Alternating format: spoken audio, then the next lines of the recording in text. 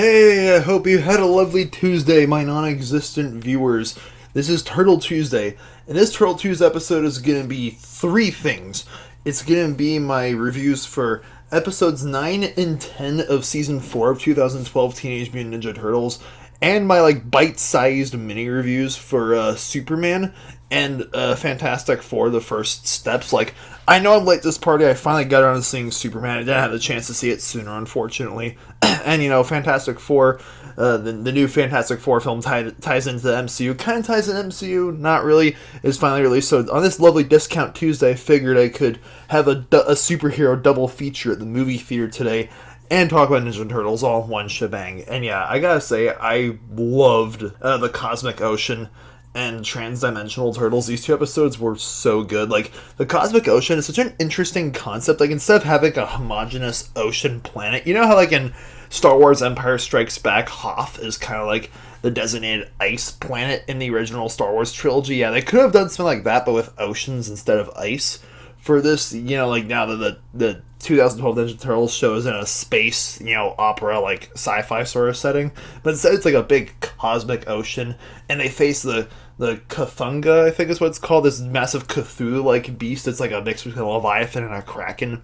And yeah, and Armagon, the shark dude, is back. He's a bounty hunter, and you think him and Lord Dreg are swallowed by the Cthulhu at the end, but no, the Dreg's minions make the Cthulhu puke them out. So I thought they were dead and swallowed whole. I was like, whoa, that's a very disturbing way to die, being swallowed by a giant sea monster. That must be terrifying. But nope.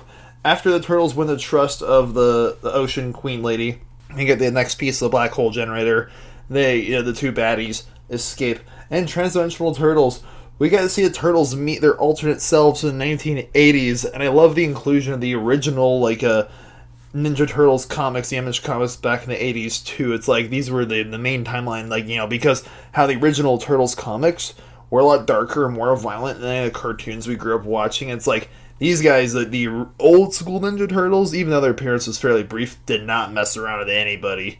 Yeah, the two Donnies are being chased, and they reunite Master Splinter, which is rather bittersweet because Splinter, since they went back in time 6 months earlier, Splinter doesn't know what's going to happen. And we even see the old school Ninja Turtles meet Tiger Claw at the end of the episode. So yeah, it's a lot of really great stuff here, and I can't wait to see where the rest of the show. We're almost halfway done with season 4. Man, the series is closer to being done now. That's insane. And I don't plan on stopping anytime soon. But yeah, on to Superman. Like I said, I know I'm late for this party, but it's written and directed by James Gunn, and it's finally this is the start of the rebooted DCU. So we're getting a new series of DC films. And I gotta say, I really I had a great time both of this and Fantastic Four. I will say this with Superman, the pacing is kind of off. That's the only major issue that I had with the film. There was some narrative choices that didn't make too much sense, but aside from that, it's great performances, great action scenes, great visuals. I think the real show stealer was Crypto the Super Dog, because I remember watching the Crypto Super Dog cartoon show when I was a little kid. And yeah, seeing Superman and, his relationship with Lois Lane. I actually read a DC comic recently. I'm very excited to do my next book review for it. And yeah, if this is the future that the DCU is going in, I say yes. James Gunn, I love James Gunn. He did a fantastic job with the Guardians of the Galaxy films and with The Suicide Squad, the R-rated Suicide Squad sequel. I can't believe that movie turns 3 years old very soon. That's insane. But yeah, this is the direction that DC films are going in. I will say this film doesn't really learn from the mistakes of Marvel in the sense where it is a little too reliant on humor in a few scenes, but I did succeed in laughing quite a few times. And yeah, the new Superman film, I'm giving both this and Fantastic Four, the first steps, a 7 out of 9 stars. They're both very likable films. I actually like Fantastic Four, the new Fantastic Four, a little. I actually kind of like this a little better than Thunderbolts. Because it's so refreshing that we finally get a new MCU film that's kind of functions as its own standalone film. Kind of like Deadpool and Wolverine last summer. I don't need to watch, there's no origin story before this. There's no this isn't a sequel. This isn't a continuation off of a Disney Plus show. This is just its own thing with Pedro Pascal as Mr. Fantastic and his wife, the Invisible Woman, and his best friend, the Thing, and his brother-in-law, the Storm, or Human Torch, or, the fire guy.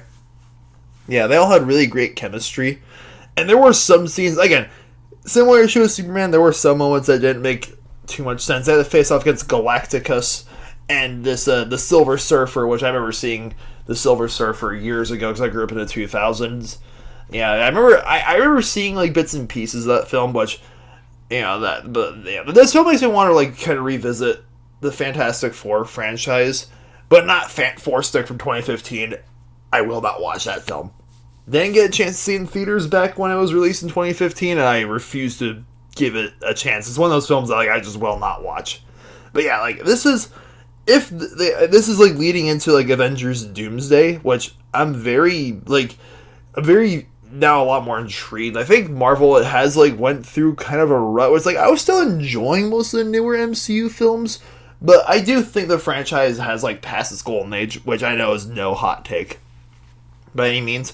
But I can see things picking up again, because I'm going to be honest, I was really not excited for, any new Avengers film now that it's, the main saga, the Infinity Saga, is over with. But now my hopes have been raised. So yeah, that's going to do it for this episode of Turtle Tuesday. Thank you guys so much for watching it, and don't forget to hit the subscribe button, please, and yeah, have a good night. Stay beastly.